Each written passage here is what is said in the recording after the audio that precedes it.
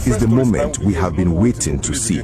For years, these guys have been acting like they are the kings of the jungle. They make videos, they flaunt their RPGs, they tax farmers, and just a few days ago, they were even mocking the President of the United States. But today, the tune has changed completely. The arrogance is gone, the laughter has stopped, and in its place is panic. Pure, unadulterated panic.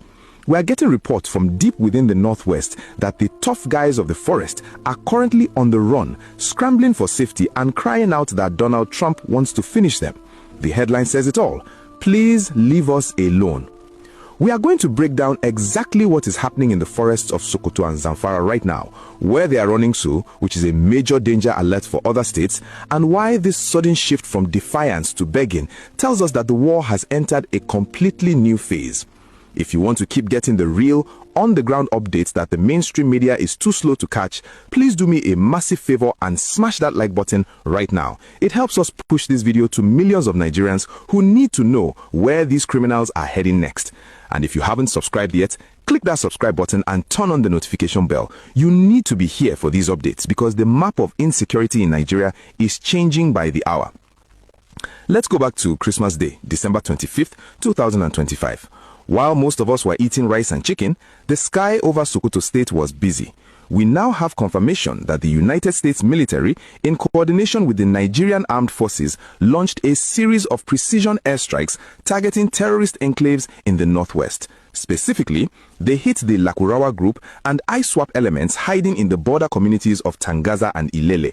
But these weren't just your regular scare them away warning shots. These were Tomahawk missiles and Hellfire missiles from MQ-9 Reaper drones. The impact was devastating. Now, fast forward to today, December 28th. The dust has settled and the survivors are talking.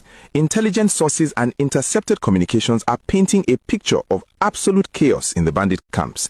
A new audio clip is circulating, and while we are still verifying the voice, it is allegedly from a mid-level commander who escaped the bombardment. In the clip, he sounds terrified. His head saying, "This is not what we bargained for. Trump wants to finish us. We cannot fight the sky. Please leave us alone."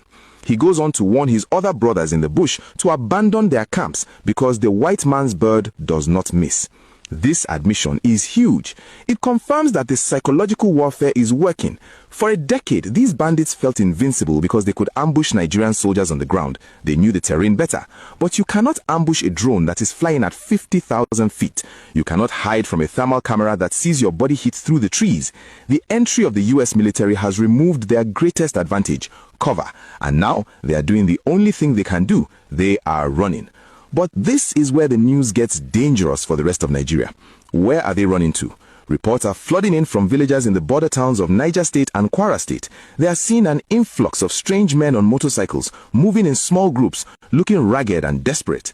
Security analysts are warning that the terrorists are relocating from the hot zone in Sokoto and Zamfara, pushing southwards into the north-central region to escape the American drones. They are trying to blend into the forests of Kayama, Bogu, and Shiroro. This relocation is a double-edged sword. On one hand, it's a victory for the Sokoto operation. The rats are fleeing the ship. On the other hand, it means the virus is spreading. If these desperate, angry, and heavily armed men settle in Niger or Kwara, they will need food, they will need money, and that means they will start kidnapping and attacking communities in these new areas to survive. We're already seeing early warning signs. Just yesterday, there was a reported clash in a border community in Niger State where local vigilantes intercepted a group of fleeing bandits. The bandits didn't even try to fight. They just wanted to pass. They are in survival mode. The Trump factor cannot be ignored here.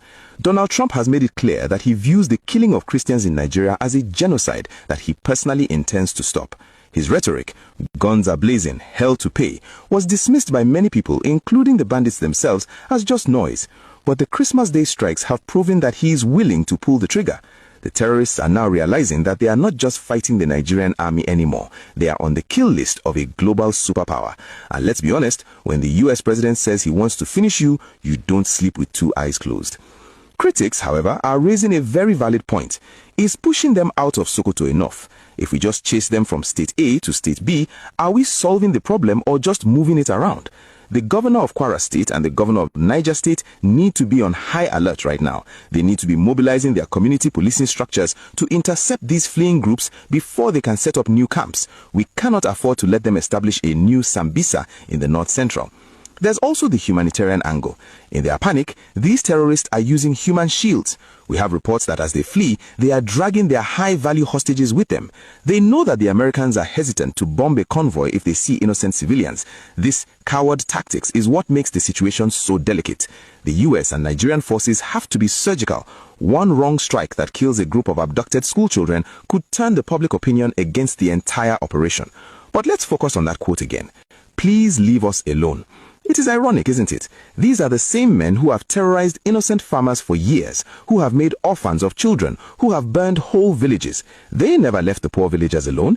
They never listened when mothers begged for their children. But now that the fire is raining on their heads, they are begging to be left alone. It really shows you that bullies are only tough when they are winning. So, what happens next? The US Defense Secretary has already tweeted, "More to come." This implies that Sokoto was just the beginning. We might see strikes in Katsina, in Kaduna, and yes, even in Niger State if the intelligence confirms that the high-value targets have moved there. The objective seems to be total decapitation of the leadership.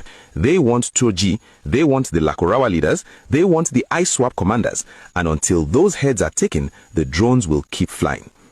I want to ask you, the viewer, do you feel sorry for them now that they are begging, or do you say no mercy? Do you think the government should accept their surrender if they come out with their hands up, or should they finish the job? Drop your thoughts in the comments below. I know what my answer is, but I want to hear yours. This is a developing story. We are monitoring the movement of these fleeing groups hour by hour. If you live in Niger, Kwara, or the southern parts of Kaduna, please be extra vigilant.